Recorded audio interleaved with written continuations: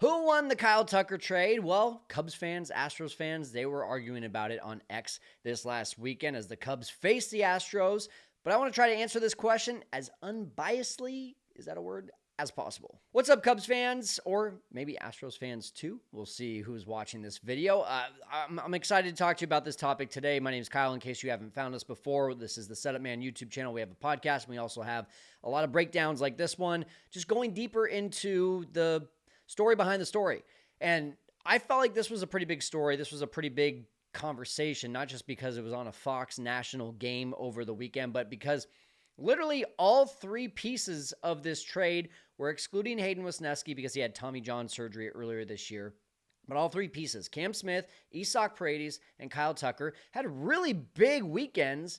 And you could tell just about every time one of them came to the plate, it was kind of this battle of who won this trade. And so I want to just break this down really quick. We're going to look at a few things. We're going to look at this series individually. We're going to look at the seasons that these guys are having. And then we're going to look at all the factors that might impede one or all of these players from being successful in a different ballpark, aka Wrigley Field. And lastly, we're going to answer the question, does a extension with Kyle Tucker make any sort of difference on whether the Cubs or the Astros won this trade? Now, I know we as fans like to ask this question, but I can tell you right now, GMs and baseball ops guys, they're not asking these questions because they want both sides to win. Because if both sides win, then they're probably going to do more deals. But if you continuously get bent over by another organization, you're probably not going to do many more deals with them. May I just go ahead and add that the Cubs continue to get bent over by the Rays, so maybe we should stop doing deals with them? That is, by the way, how the Cubs got Isak Paredes to begin with. But let's go to this last weekend. Taking a look at the numbers. Now, Kyle Tucker, pretty decent, 5 for 13. 385 batting average. He ends up hitting a home run, a 3-run home run, part of that 12-3 route, the only game that the Cubs won. He had 2 doubles and a stolen base. Cam Smith, 4 for 10 with 2 home runs. Both of them were daggers at the time. 5 RBIs, so a 2-run home run and a 3-run home run. And Isak Paredes not only went 5 for 12, but just absolutely tormented Jameson Taillon on Sunday. I think Taillon threw a total of close to 25 pitches, maybe even more, against Paredes in his 3 at-bats. He did hit 1 home run that literally is the most Crawford box home run that you will ever see in Houston. It bounced off the yellow foul line there and probably should have been a double, but it was literally the shortest that you could hit a ball in that stadium for it to be a home run, and it was. I think some of the things that stood out to me in this series was, number one, Isak Paredes did a lot of the same things with the Astros that he did with the Cubs, but one main difference, he got results. So this is, again, what we kind of look at, and we'll go deeper into this in a second, but when the Cubs got Isak Paredes from the Rays last year, the question always was, does that way that he hits play at Wrigley Field, one of the longest left fields down the line where typically Isak Paredes is hitting most of his home runs? We'll actually show you the hit chart here in a second. It's kind of ridiculous, but it came to fruition that it was not a good swing for Wrigley Field. It is the perfect swing for Dalkin, whatever it's called now. It used to be Minute Maid, used to be Enron, now whatever. It's Houston's Park. That swing is made for those Crawford boxes. But one thing that Paredes did really well with the Cubs is he worked counts, and he did that again, especially on Sunday against Jameson Taillon. But when you look at this guy, he's pretty much an average third baseman, so there's already an uptick at third base with Matt Shaw, who has had a tremendous year defensively for the Cubs. And then as from a bat standpoint, this park for him, once again, we'll go deeper into the numbers here in a second. This park was perfect for him. So I don't think there was any question from Cubs fans that just going with Matt Shaw and seeing the upside of Matt Shaw was going to be a better choice than Isak Paredes because A, he didn't perform in 2024 at Wrigley Field, and B, he probably was never going to perform at Wrigley Field because that's just not the type of swing, the type of player that's going to have success at Wrigley, one of the longest left fields in all of baseball, and that wind blowing in very, very consistently. Cam Smith, one of the things that I thought was tremendous about this guy, he's batting fourth. He literally played in 32 minor league games, and he's batting fourth for the Houston Astros, a first-place team. I mean, good for Cam Smith. He put up some really good at-bats. That at-bat against Colin Ray, there's two at-bats this year that I look at that when you get into like the 8th and 9th pitch, you're just like, there's just no way this at-bat doesn't end up in a home run. It was the Manny Machado, 2 errors and 1 at-bat play back in April, I want to say, in San Diego. And then right around like the 3rd or 4th foul ball in that 10 or 11 pitch at bat from Colin Ray, I was just like, this is going to end up in a home run. And sure enough, Colin Ray hangs a slider, I think it was, and boom, 3-2 home run. See you later. Cam Smith puts the team ahead. Now, the Cubs did end up coming back and winning that game, but you could tell this guy, especially, just there was a level up.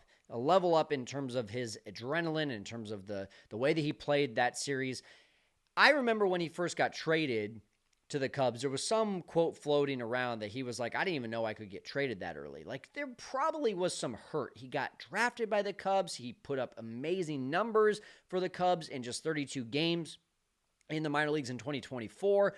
He probably wanted to come up with the same team that drafted him. So you got to imagine a little bit of that just went right into this series. And then Kyle Tucker, he did his thing. He did exactly what he's been doing for the last pretty much 3 weeks. Hit home runs, drove in runs, stole bases, hit extra base hits, came up clutch. You know, he went 0 for 4 his first game, but then 4 for 5 that second game, and then 1 for 4 in the last one with a double. Kyle Tucker has just been so consistent. And there was some stat going around on Marquee that Kyle Tucker has not had 3 games in a row this year without a hit. So there's the most games he's gone without a hit is 2 games this year. He's been so consistent. So with that being said, let's look at the season numbers. To me, the biggest numbers that I care about, maybe you don't care about these numbers, but I personally do, is WAR and OPS. What are you doing in terms of creating wins for your team? That's what WAR is, wins above replacement. And what are you doing from a productivity standpoint at the plate? Some of you like WRC+, some of you like OPS+. I just like OPS because it's a good gauge. Just for context, if you have a 900 OPS or higher, you're probably at this point in the season in conversations of MVP talks or at least one of the top hitters in the league. And Kyle Tucker's at a 931 OPS and a 4 WAR. He's at a 4 WAR and a 931 OPS. This is all according to Fangraphs. That's incredible. That's a very, very good half a season. Kyle Tucker is on pace essentially for an 8 WAR season. It's been a while since the Cubs had a player like that. Oh, by the way, they're probably going to have 2 because of Pete Crow Armstrong. Now, Cam Smith, only a 1.6 WAR and only a 776 OPS. What's that in comparison to the Cubs? It's kind of like Ian Happ. That would be like an Ian Happ type of player right now with a little less number of home runs. I think he's at 7 or 8 home runs. Isak Paredes, a 2.5 WAR with an 826 OPS. From a WAR productivity standpoint, you've basically got a Michael Busch. So pretty solid, right? I mean, when you look at it as a like for like, Michael Busch and Ian Happ, does that add up to be one Kyle Tucker? Well, if you're looking at it from a WAR standpoint, Kyle Tucker 4 WAR, add up these 2 WARs, that's a 4.1 WAR. Essentially, you're getting that in 1 player with Kyle Tucker versus 2 players for the Astros with Paredes and Cam Smith. So right away, this is already what you can see is that this is why you go get a superstar, because the production of 2 players equals the production of 1 player. But the funny thing for me is that we do have a lot of fans that are being loud and saying, oh, the Cubs lost this trade because of 1 game, 2 games. But when you look at the overall season, what would you rather have? Would you rather have 1 spot in the lineup creating a 4 WAR output? Or would you rather have 2 spots in the lineup creating a 4 WAR output? Everyone knows the answer to that. So the question now becomes, how would both of these players perform if they were in a Cubs uniform this year? This isn't it's a really important question. Why is it important? Because when you look at production, it's easy for us fans to say, oh, this guy's having a great season. Sure wish we had him on the Cubs. Okay, yeah, for sure. But would he have played? Would he have gotten the same chance? Would he have the same productivity because of the dimensions of a baseball field being different at Houston versus Chicago? All of these questions are incredibly important to ask because what if they weren't?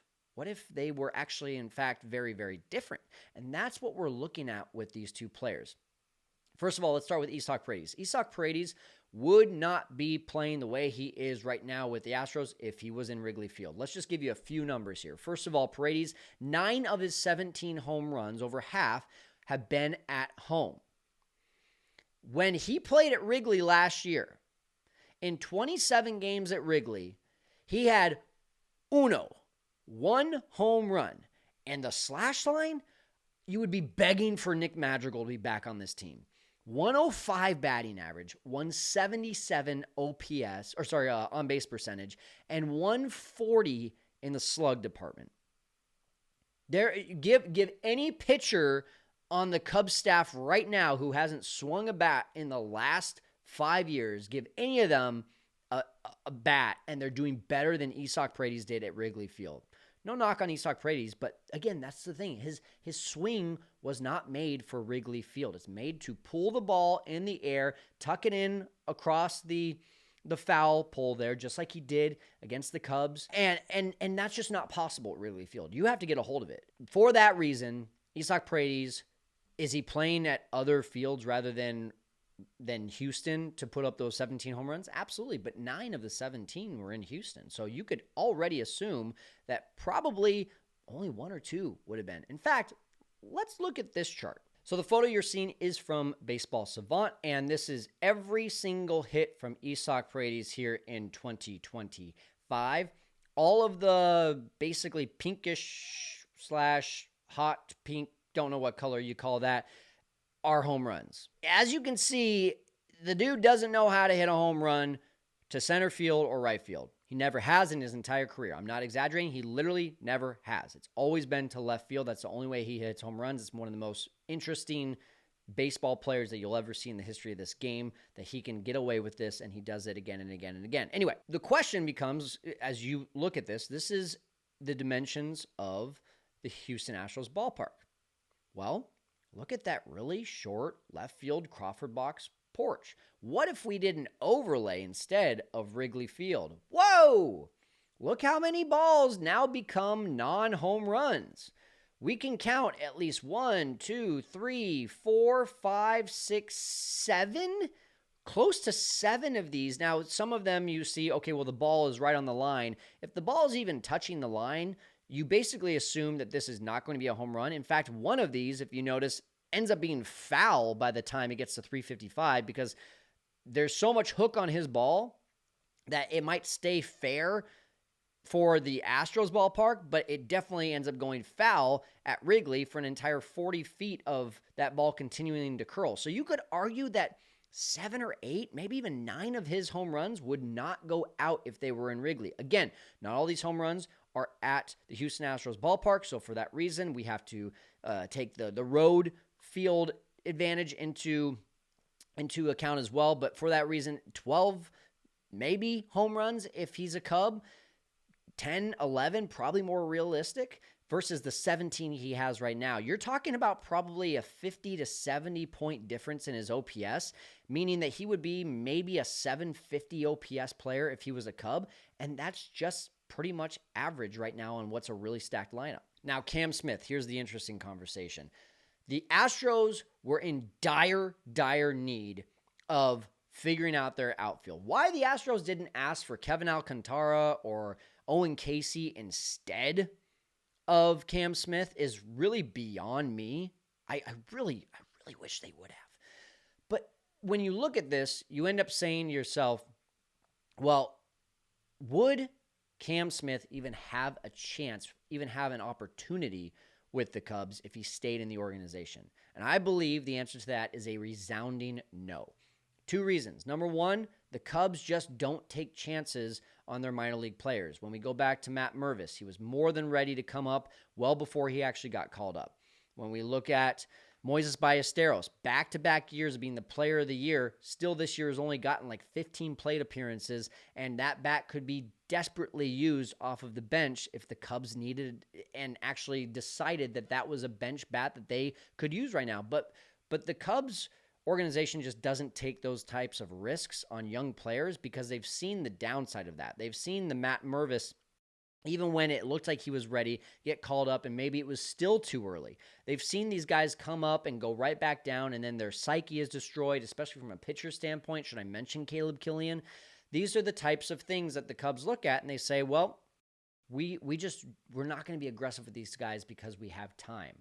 And that's what they have with this lineup. Matt Shaw, when you look at this situation, the only argument that you could have that Cam Smith would be called up is because Matt Shaw has struggled and has been a struggling offensive player more than he's been a successful offensive player so far in this season. He's gone through like one or two stretches where he looks really good. The rest of the year, it's been kind of rough.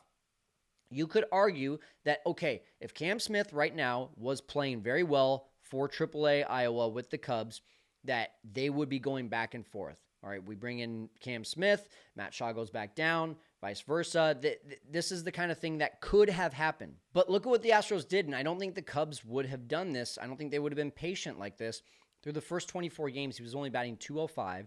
He had 3 home runs, but 2 of those came in one game.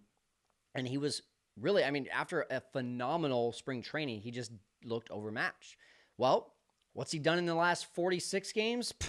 Measly .311 batting average, OPS over 800 at 833. He's hit another 4 home runs. 2 of those came against the Cubs this weekend. And he's produced.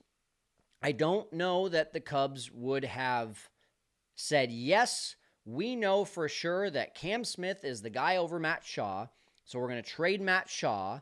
Or if they just found a way to be able to trade Alcantara or Casey instead, which really wasn't on the table, it sounds like. Let's assume they kept both. You don't see the Cubs taking a guy like Matt Shaw. Here's his stats from when he was in the minor leagues for the Cubs. In over 180 games, so basically over a full calendar year in the major leagues, in 183 games, Matt Shaw in his minor league career, .915 OPS, 51 stolen bases, and a 16.3% K rate.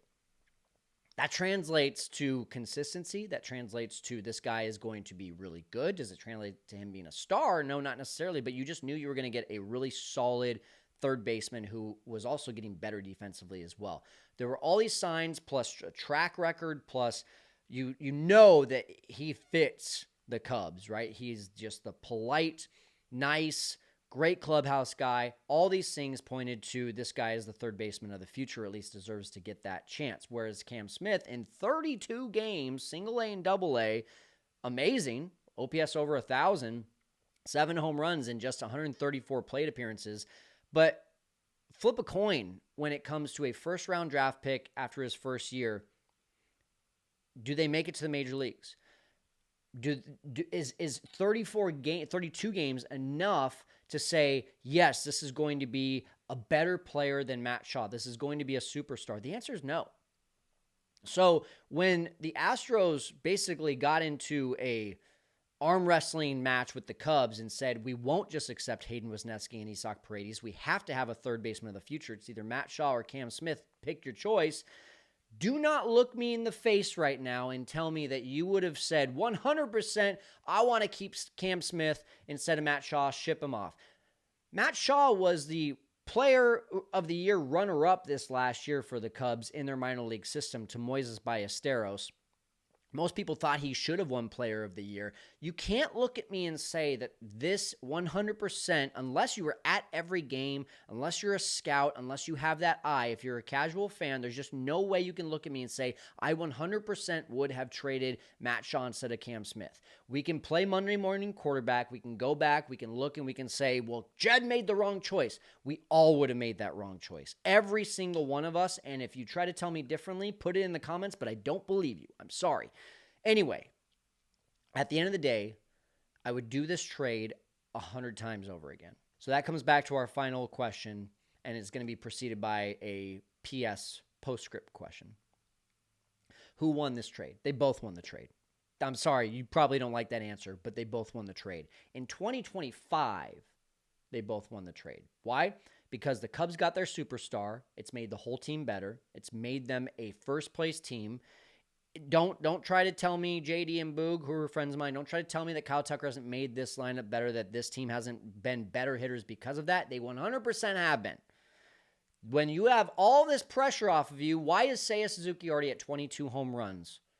And it's only June 30th. And his career high before this was 21. Because Seiya had to be the guy the last 3 years. Now he's not the guy. Now he's the guy having fun. He's the guy that, by the way, should get some MVP votes as well because of what he's doing. It's incredible. Don't tell me that PCA isn't playing better because of the fact that he's got a veteran leader in the outfield with him now who's also teaching him a few things from the left side. Don't tell me those things. That absolutely made this a win for the Cubs. Did the Astros win too? Absolutely. They got a savior in Cam Smith because they didn't know what the hell they were going to do in the outfield. And Cam Smith said, I'll play right field. And they got the guy who literally, when he was born out of the womb, said, I should play at Houston. I mean, that's what Isaac Paredes is. So this is a win for both. Now, what about 2026? If the Cubs do not have Kyle Tucker, but the Astros still have Cam Smith and Isaac Paredes, plus a now healthy Hayden Wesneski, who's coming off of Tommy John, and the Cubs did not win a World Series in 2025. That's the key. If the Cubs win a World Series in 2025, who gives a rat's behind? Kyle Tucker helped them get it. I would trade the farm again. Would you not trade the farm again to have 2016 over again? 100%. You do the same for 2025. If the Cubs do not win a World Series, they do not have Kyle Tucker, yet the Astros have Cam Smith and Isaac Paredes still, this is a loss. 100% it's a loss. 100% you have to extend Kyle Tucker or you have to win a World Series. If you don't do either one of those, and I would argue as well, even after winning a World Series, bring him back because the money that you just earned, Mr. Ricketts, from winning that World Series should go to Kyle Tucker because he's the one that really helped your team get over the edge. If you do not do that, then this is a loss. Then Cubs fans will look at every single game from Cam Smith. Every time he hits a home run, every time he gets a big hit, you know what Twitter is going to do. Lost that trade.